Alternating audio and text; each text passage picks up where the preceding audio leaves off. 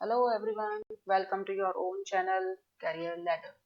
Today we are going to start the first chapter which named The Lost Child from the class 9th English supplementary reader Moments. It is a very interesting story. ठीक है, ये तो बहुत अच्छी story है, इसको पढ़कर आपको बहुत अच्छा लगने वाला है और कहीं ना कहीं आप इससे खुद को भी रिलेट कर पाएंगे क्योंकि ये एक ऐसे एक बच्चे की कहानी है, एक बच्चे की स्टोरी है जो अपने पेरेंट्स के साथ में एक मेले में घूमने जाता है। तो ऑब्वियसली जब बच्चे पेरेंट्स के साथ में मेले या कहीं और जाते हैं घूमने, बहुत खुश होकर जाते हैं कहीं घूमने।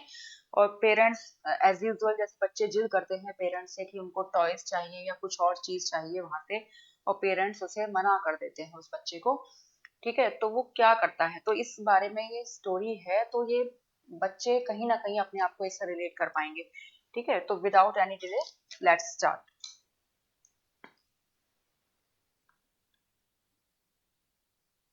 ए child goes to a fair with his parents. एक बच्चा है, छोटा सा बच्चा है जो एक फेयर, फेयर का मतलब मेला, अपने पेरेंट्स के साथ मेला देखने जाता है। He is happy and excited, wants the sweets and toys displayed there. वह खुश है, हैप्पी एक्साइटेड यानी खुश है, बहुत ज्यादा खुश है। और जो वहाँ पे डिस्प्ले में जो स्वीट्स एंड टॉयज लगे हुए हैं मेले में उनको लेना चाहता है। But his parents don't buy them for him. लेकिन उसके जो पेरेंट्स हैं उसे ये सब चीजें खरीद कर नहीं देते। तो why then does he refuse when someone else offers them to him. तो वह इन सब चीजों को मना क्यों कर देता है जब कोई और, समवन एल्स, जब कोई और इन चीजों को उसे दिलाना चाहता है। ठीक है, तो let's start. It was the festival of spring. Spring का मतलब बसंत। बसंत का मौसम आप जानते हैं, जैसे पेड़ों पर या पौधों पर फूल वगैरह उस समय फ्लावर्स वगैरह आने लगते हैं, हरियाली ग्रीनरी बहुत ज्यादा हो जाती है, तो उसे स्प्रिंग का सीजन कहते हैं। From the wintry shades of narrow lanes and alleys emerge a gaily clad humanity. From the wintry shade, या विंट्री का मतलब विंटर सीजन से ही है। विंटर सीजन में नैरो लेन्स, नैरो लेन्स का मतलब छोटी छोटी तंग गलियां जो वाइड नहीं होती हैं बहुत ज्यादा। और एलिस का मतलब या नैरो स्ट्रीट से ही है। एमर्स का मतलब होता है came out.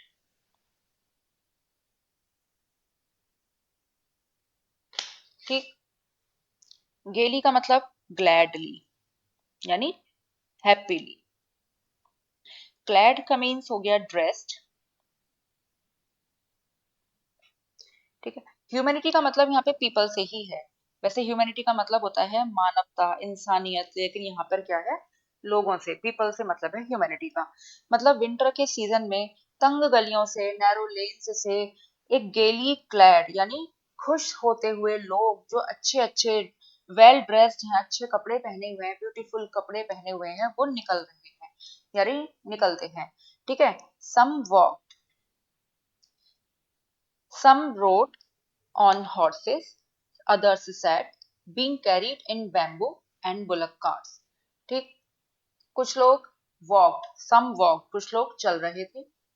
some rode on horses, कुछ घोड़े पर सवारी कर रहे थे। others sat, बाकी लोग बैठे हुए थे। being carried in bamboo और bullock carts, जो बैम्बू और बुलक कार्ट्स में जा रहे थे, यानी बैलगाड़ी वगैरह पर बैठकर जा रहे थे। One little boy ran between his father's legs, brimming over with life and laughter.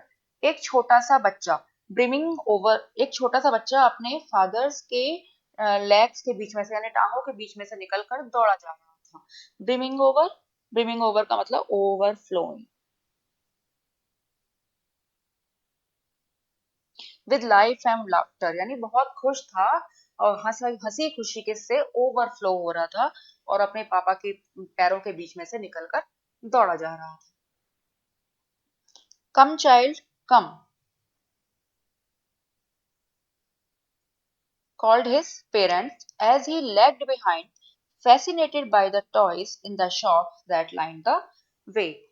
Come child come, called his parents, उसके जो पेरेंट्स थे उन्होंने उसको आवाज दी, आओ बच्चे आओ। as he lagged behind, क्योंकि वो पीछे रह गया था, lagged behind का मतलब पीछे रह गया था। fascinated by the toys in the shops that lined the way, fascinated का मतलब है attracted।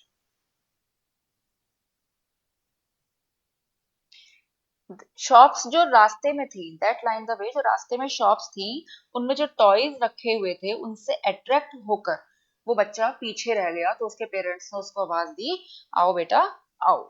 He hurried towards his parents, his feet obedient to their call, his eyes still lingering on the receding toys. He hurried towards his parents. वह अपने parents की तरफ जो है जाने की जल्दबाजी करने लगा। His feet obedient to their call. Obedient का मतलब है कहना मानना, ओबे करना, यानी वो उसके जो पैर थे, यानी वो उनके जैसे उनको पेरेंट्स ने उसको आवाज दी तो वो उनकी आवाज का फॉलो करते हुए चल पड़ा। His eyes still lingering. Lingering का मतलब है to see for longer than usual, यानी किसी भी चीज को लंबे समय तक देखते रहना। And on the receding toys, receding का मतलब to move away and begin to disappear.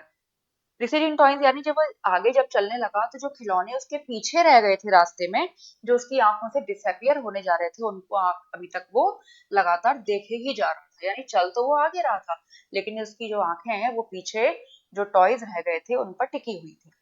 As he came to where they had stopped to wait for him, he could not suppress the desire of his heart, even though he well knew the old cold stare of refusal in their eyes.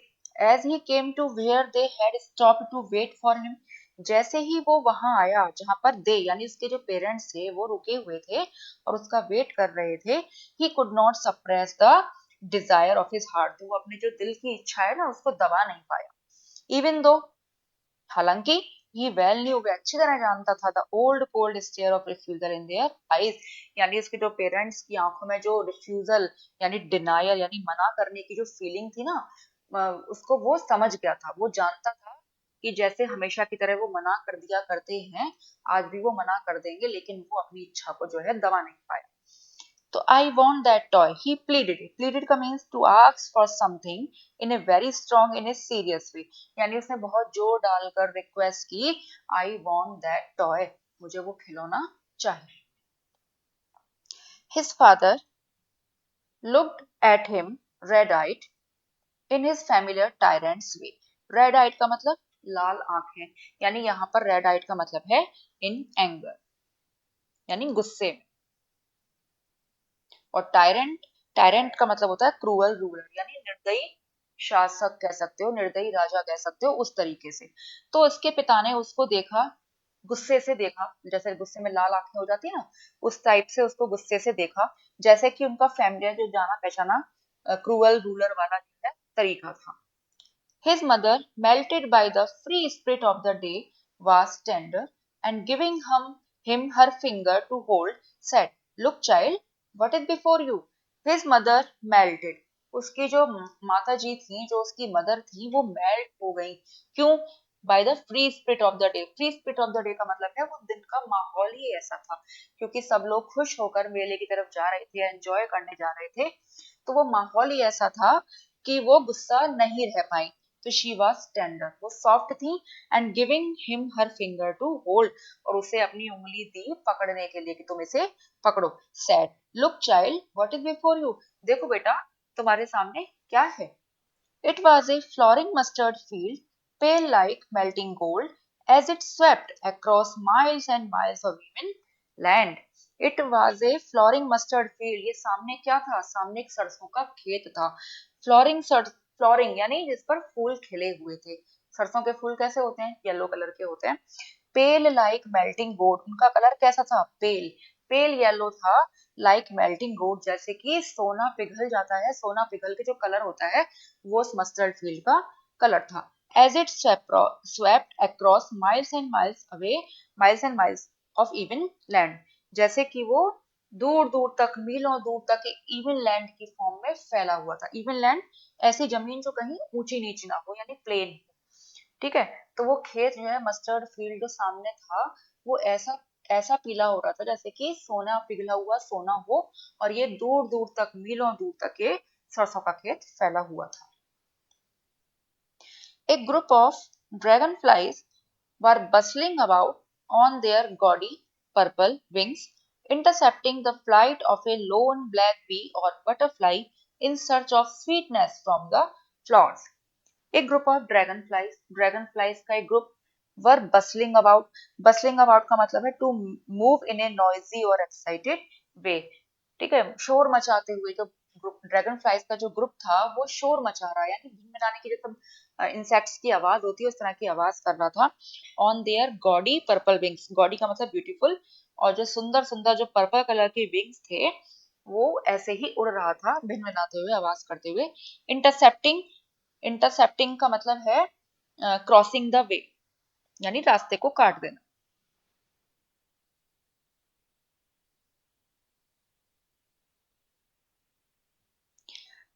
Intercepting the flight of a lone black bee or butterfly in first search of sweetness from the flower। Sweetness का मतलब है यहाँ पे nectar, जो flowers का nectar होता है ना, उसको कहा जाता है। तो ड्रैगन फ्लाइज का एक ग्रुप जो है आवाज करते हुए बड़े नॉइजी तरीके से उड़ रहा है अपने ब्यूटीफुल पर्पल विंग्स के साथ। और जो इंसेक्ट्स है जैसे कि ब्लैक बी है या बटरफ्लाई है, इन सबका काम क्या होता है? इन सबका काम होता है फ्लावर से स्वीटनेस यानी नेक्टर्स को सक करना। तो बटरफ्लाइज और ब्लैक बी के ग्रुप जो है वो भी नेक्टर्स की सर्च में जा रहे हैं, तो उनके रास्ते को क्रॉस कर रहा है ड्रैगन फ्लाइज का group. The child followed them in the air with his gaze till one of them would still its wings and rest, and he would try to catch it। अब बच्चे ने क्या किया? The child followed them, बच्चा जो है इनके पीछे पीछे चल रहा है। किसके? ड्रैगन फ्लाइज के ग्रुप के। In the air with his gaze, और उसकी आंखें कहाँ है? चल तो वो आगे रहा है और उसकी आंखें लगी हुई हैं एयर में, यानी ड्रैगन फ्लाइज के ग्रुप पर। Till one of them would still its wings and dress, जब तक कि इनमें से एक यानी ड्रैगन फ्लाई के ग्रुप में से एक ड्रैगन फ्लाई अपने पंखों को रोक लेती है, रेस्ट करने लगती है, and he would try to catch it, और वो उसको पकड़ने की कोशिश करने लगा। But it would go fluttering, flapping up into the air when he had almost caught it in his hand. But it go fluttering and flapping. Fluttering का मतलब to move something quickly. Flapping means to move up and down from side to side. यानी यहाँ पे mean यही है कि जो insects हैं अपने पंखों को फ्लटर कर रहे हैं, फ्लैप कर रहे हैं, यानी ऊपर नीचे या फड़फड़ा रहे हैं तेजी से। तो इट वुड गो, लेकिन ये क्या हुआ, जैसे इसको पकड़ने चला तो ये जो है ड्रैगन फ्लाई फ्लटर और फ्लैप करते हुए हवा में उड़ गई। When he had almost caught it in his hand, लगभग इसने अपने हाथों में इसको पकड़ ही लिया था। Then his mother gave a cautionary call, come child come, come on to the footpath. तभी उसकी मदर ने उसको आवाज दी। कॉशनरी कॉल का मतलब है जरा तेज आवाज में उसको बुलाया, कम चाइल्ड कम, आओ बेटा आओ, come on to the footpath, footpath पर आओ। He ran towards his parents gaily and walked abreast of them for a while, being, however, soon left behind, attracted by the little insects and worms along the footpath that were teeming out from their hiding places to enjoy the sunshine. He ran towards the parents gaily, यानी gaily का मतलब वही gladly, बहुत खुशी से वो अपने parents की तरफ दौड़ा। Walked abreast of them for a while, abreast of them उनके साथ थोड़ी देर के लिए चला। However, being however soon left behind, लेकिन फिर भी जल्दी ही पीछे रह गया। अब क्यों पीछे रह गया?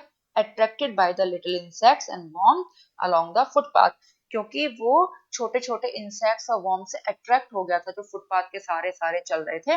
And that were teeming out from their hiding places. Teeming out का मतलब कमिंग आउट, जो अपने हाइडिंग प्लेसेस यानी जो अपने बिल होते हैं उनसे बाहर निकल रहे थे टू एंजॉय द सनशाइन, यानी धूप का मजा लेने के लिए। ठीक है, तो अपने पेरेंट्स के साथ वो चल रहा था लेकिन वो लिटिल इंसेक्ट्स और वर्म्स के साथ के जो अट्रैक्ट होकर पीछे रह गया। और ये जो क्यों पीछे रह गया? क्योंकि इंसेक्ट्स और वर्म्स को देखता जा रहा था जो अपने हाइडिंग प्लेसेस से बाहर निकल रहे थे।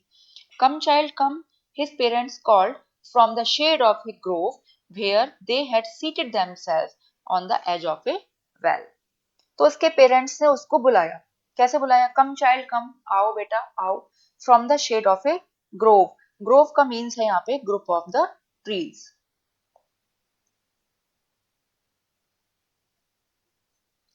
यानी पेड़ों का झुंड है, पेड़ों का ग्रुप है एक जगह पर, उसको ग्रोव कहा गया है। तो वहां पे उसके पेरेंट्स उसकी शेड में खड़े हो गए, ग्रोव की शेड में खड़े हो गए, और वहां से उन्होंने बुलाया, कम चाइल्ड कम, आओ बेटा आओ। और where they had seated themselves on the edge of a wall well, sorry, तो ग्रोव में क्या था, एक वेल था, एक कुआं था, उसके एज पर यानी उसकी किनारे पर अपने आप वो बैठ गए थे और वहां बैठकर उन्होंने उसको आवाज दी, आओ बेटा आओ। ही रेन टुवर्ड्स देम, और वह बच्चा उनकी तरफ दौड़ा।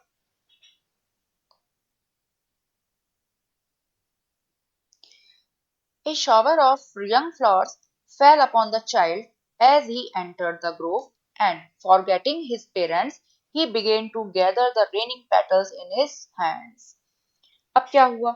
A shower of young flowers fell upon the child as he entered the grove. अब जैसे ही वो बच्चा ग्रोव में एंटर किया, जैसे ही बच्चा ग्रोव में घुसा, तो यंग फ्लावर्स का एक शॉवर उसके ऊपर आकर गिरा, यानी छोटे छोटे फूलों की बरसात हो गई इसके ऊपर। एंड फॉरगेटिंग हिज पेरेंट्स, और वो अपने पेरेंट्स को भूल गया। He began to gather, gather का मतलब है कलेक्ट करना।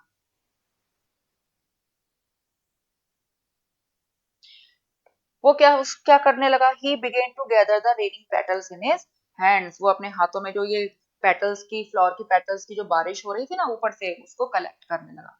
But low, he heard the cooing of doves and ran towards his parents shouting, the dove, the dove। cooing का मीन्स है क्राइज ऑफ बर्ड, यानी बर्ड्स की जो आवाज होती है उसको cooing कहते हैं। लेकिन अब क्या हुआ, उसने आवाज सुनी डव्स की।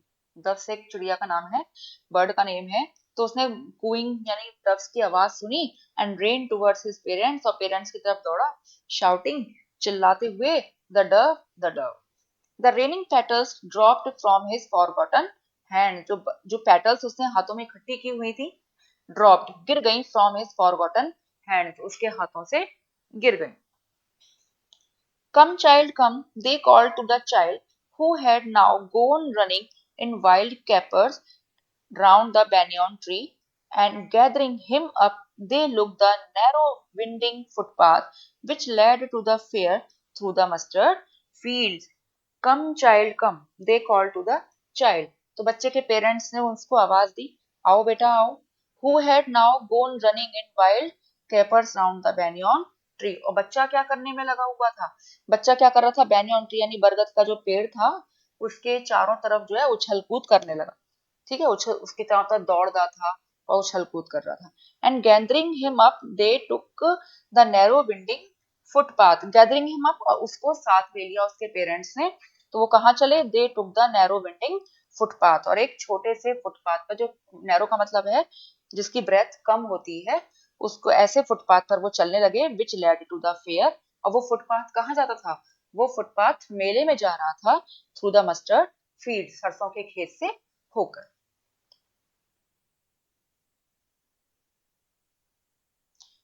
As they neared the village, the child could see many other footpaths full of throngs converging to the whirlpool of the fair, and felt at once repelled and fascinated by the confusion of the world he was entering. As they neared the village, और जैसे ही वो गांव के पास पहुंचे, the child could see many other footpaths full of throngs। throngs का मतलब crowd यानी भीड़। तो बच्चे को क्या दिखाई दिए? बच्चे को और भी फुटपाथ दिखाई दिए जो भीड़ से भरे हुए थे, यानी सभी फुटपाथों पर भीड़ चढ़ी हुई थी। Converging to the whirlpool of the fair, और ये सब फुटपाथ कहाँ जा रहे थे? ये वर्लपूल ऑफ द फेयर का मतलब है, यहाँ वर्लपूल का मतलब भी भीड़ भाड़ से ही है, जो मेले की भीड़ भाड़ की तरफ जा रहे थे। And felt at once repelled and fascinated by the confusion of the world he was entering। और जब वो मेले में एंटर कर रहा था, तो वर्ड के कंफ्यूजन से अट्रैक्ट हो गया, यानी मेले में इतनी ज्यादा भीड़ थी कि उसको ऐसा लग रहा था कि सारी दुनिया यही मेले में समा गई हो। तो इस चीज से वो अट्रैक्ट भी हो रहा था और रिपेल भी हो रहा था। ठीक है, और जब वो ऐसा तब हो रहा था जब वो अपने पेरेंट्स के साथ में जो है फुटपाथ से होकर जा रहा था, क्योंकि सिर्फ फुटपाथ से लेके मेले तक उसमें भीड़ ही भीड़ नजर आ रही थी। तो बच्चा, छोटा सा बच्चा, अट्रैक्ट भी हो रहा था और भीड़ से रिपेल भी हो रहा था। Its sweetmeat seller hawked gulab jamun, rasgulla, barfi, jalebi at the corner of the entrance, and a crowd pressed round his counter at the foot of an architecture of many colored sweets decorated with leaves of silver and gold. A sweet meat seller hawk, एक मिठाई जो seller है, जो sweet meat seller है, मिठाई बेचने वाले जो है, हॉक, उसने आवाज लगाई, गुलाब जामुन, रसगुल्ला, बर्फी, जलेबी, और ये शॉप कहाँ थी? At the corner of the entrance, मेले का जो एंट्रेंस था उसके कॉर्नर पे ये शॉप थी। And a crowd pressed around his counter at the foot of an architecture of many coloured sweet, और वहां पर कई मैनी कलर्ड स्वीट यानी कई सारे रंगों की स्वीट्स थी जो डेकोरेटेड थी सिल्वर और गोल्ड के लीव्स से। आपने मिठाइयों पर देखा होगा, स्वीट्स पर देखा होगा, सिल्वर और गोल्ड के वर्क लगे हुए होते हैं, that is the leaves of silver and gold. तो जो कई सारे कलर्ड की मैनी कलर्ड स्वीट्स थी वो डेकोरेट हो रही थी सिल्वर और गोल्ड की लीव्स से, ठीक है। और ये जो भीड़ थी उस शॉप के काउंटर पर जो है जमी पड़ी थी, बहुत ज्यादा भीड़ थी, प्रेस्ड राउंड यानी बहुत भीड़ इकट्ठी हो गई थी जो मिठाई वाले की दुकान थी उस पर। The child started open eyed sorry, the child stared open-eyed and his mouth watered for the barfi that was his favorite sweet. The child stared open-eyed, और बच्चा जो है खुली आंखों से stare यानी बहुत देर तक देखता रहा। His mouth watered, उसके मुंह में पानी आ गया बर्फी के लिए, that was his favorite sweet, जो उसकी favorite sweet थी। I want that barfi, he slowly murmured, वो धीरे धीरे फुसफुसाया। I want that बर्फी, मुझे वो बर्फी चाहिए। But he half knew as he begged that his plea could not be heeded because his parents would say he was greedy. But he half knew, लेकिन वो जानता था, आधे मन से जानता था, as he begged, जैसे कि उसको पता था, जैसे कि उसने बर्फी को मांगा, बैग किया, that his plea would not be heeded. Heeded का मतलब है to pay attention.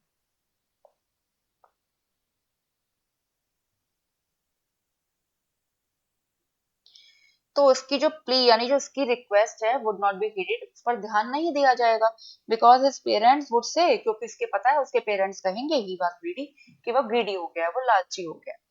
So without waiting for an answer he moved on. अब उसको पता था उसके पेरेंट्स उसको बर्फी तो दिलवाएंगे नहीं, तो उनके आंसर का वेट किए बिना ही मूव्ड ऑन, वे आगे चल पड़ा।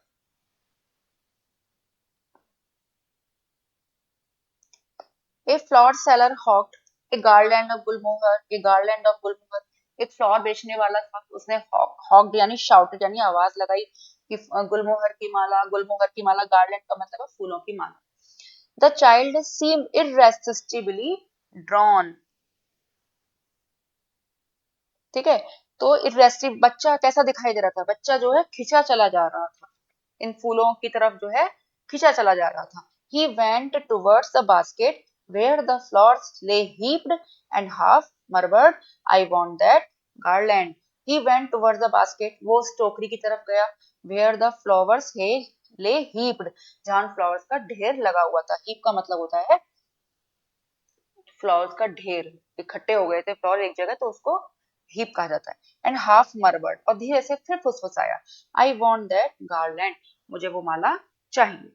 But he well new his parents would refuse to buy him those flowers because they would say they were cheap। लेकिन वो जानता था, अच्छी तरीके से जानता था, his parents would refuse to buy him, कि उसके पेरेंट्स उसको ये खरीदने से भी मना कर देंगे, इस इन फ्लावर्स को भी खरीदने से मना कर देंगे, बिकॉज क्योंकि दे वुड से, वो ये कहेंगे कि दैट दे वर चीप, ये बहुत सस्ते हैं, ये बहुत खराब हैं। So without waiting for an answer he moved on, तो इस बार भी उनके आंसर का वेट किए बिना वे आगे बढ़ गया।